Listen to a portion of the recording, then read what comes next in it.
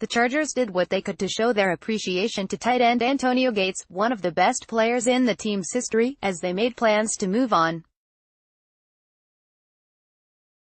Tuesday, those plans might have changed. Advertisement: Gates' replacement, third-year tight end Hunter Henry, suffered a season-ending knee injury during the team's first organized team practice activity, tearing his right anterior cruciate ligament during a drill.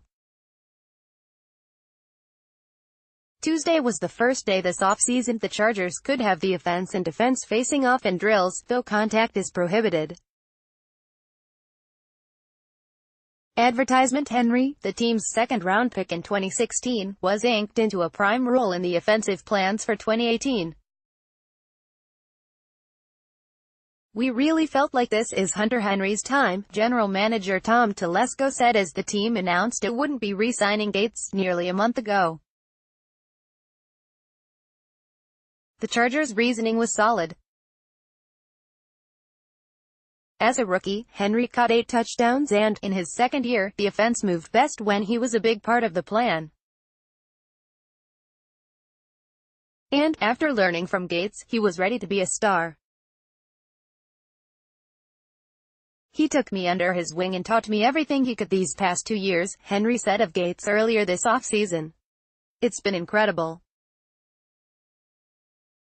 He's still a great friend of mine.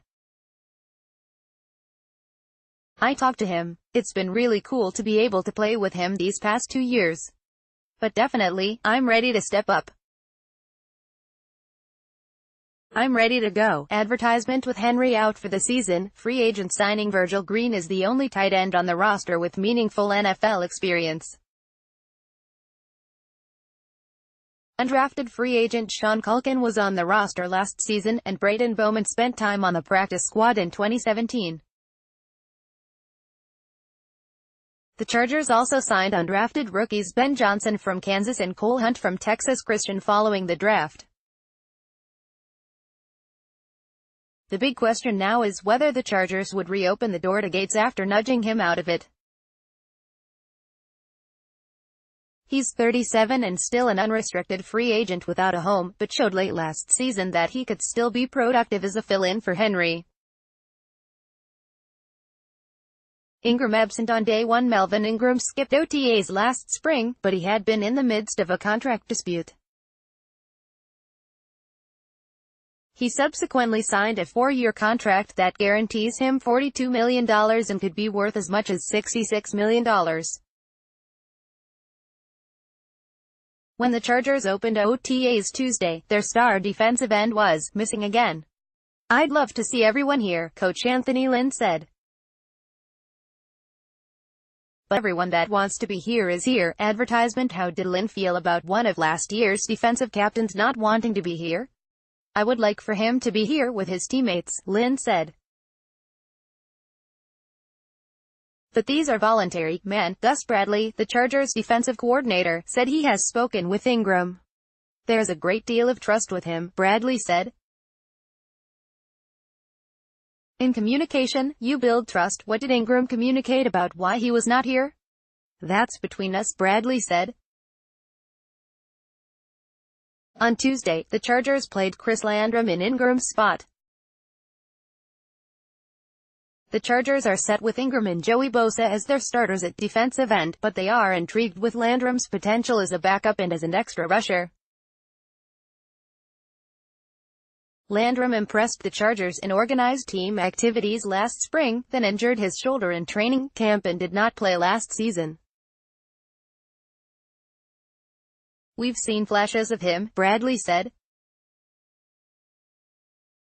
"We like some of the skill set that he has. Now, consistently, can he do it? That's not something we'll know tomorrow."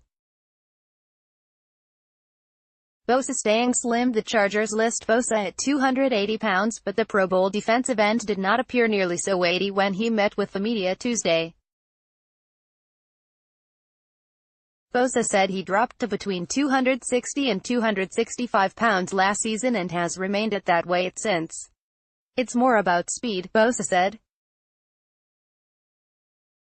When I'm putting up better numbers, strength-wise, than I ever was, I don't think there's really a reason to put on any more weight." Allen filling Gates' shoes. Wide receiver Keenan Allen was hit by the absence of Gates, the Hall of Fame candidate whom the Chargers let go after 15 seasons. Allen said he had gotten used to joining Gates as the last two players out of the locker room for practice. Allen said he might be speaking up more this season. "That hasn't always been my role," he said, "but I'm going to try to talk a little bit more, be a little bit more of a spokesman for the offense. I like to talk, anyway. I'll be the trash-talking leader." Gordon going easy. Melvin Gordon considers himself a workhorse, durable and versatile enough to be featured in a one-back offense, but might occasionally flip a governor switch as he goes through off-season workouts and training camp. The fourth-year pro admits he might have pushed himself a little too hard last summer in an effort to impress Lynn, his first-year coach, efforts that might have led to the knee injury that slowed but did not stop him midway through the season. "I wanted to prove a point and show them why I'm the guy, and I may have done a little bit too much," Gordon said. "I'm just trying to be smarter this time." Gordon rushed 284 times for 1,105 yards and 8 touchdowns in 2017, and caught 58 passes for 476 yards and 4 touchdowns. He thinks those numbers could increase in 2018 with the addition of veteran center Mike Pouncey, the former Miami Dolphins Pro Bowler who signed a 2-year contract in March. "One of the biggest things I've heard is he's a dog, he's nasty," Gordon said.